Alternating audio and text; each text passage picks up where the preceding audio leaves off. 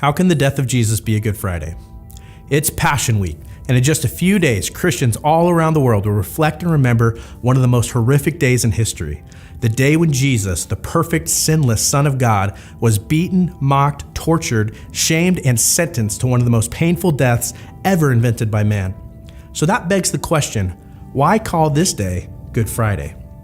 Well, let me introduce some $10 words to you that you ultimately answer this question. Penal, substitutionary, atonement. These three words explain fully why this bleak day in human history is rightfully called Good Friday. Let's break it down, starting with the first word, penal. Penal, or penalty, is simply a word that embodies the punishment for offenses. Ephesians 2:1 tells us that we are dead in our trespasses and our sins. God is the prosecutor and judge. The verdict is out. We're guilty. And the only justice for sin is a penalty. In this case, the case of rebellion towards and rejection of God, the penalty is most certainly death. This isn't panning out to be a Good Friday so far, is it? Let's try the next word.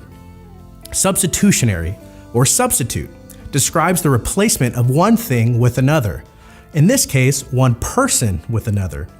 You may recall the story of Abraham and his beloved son, Isaac, from Genesis chapter 22.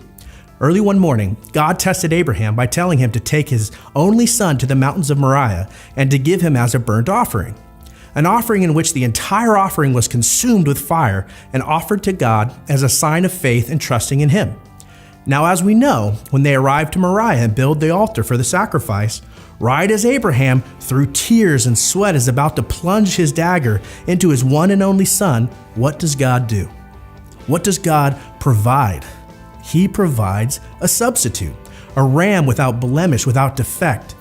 You see, in the same way, we are all lambs being led to slaughter, except we are not without blemish. As we just learned, we are dead in our sins, awaiting our trial and execution. But as he told Abraham to take his one and only son to be sacrificed, God sent his one and only son to be our sacrifice, our substitute. And this leads us to our final word, atonement.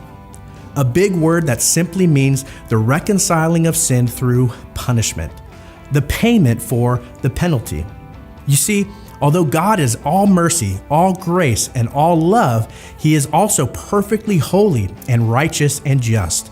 This means God cannot allow for sin to remain unpunished.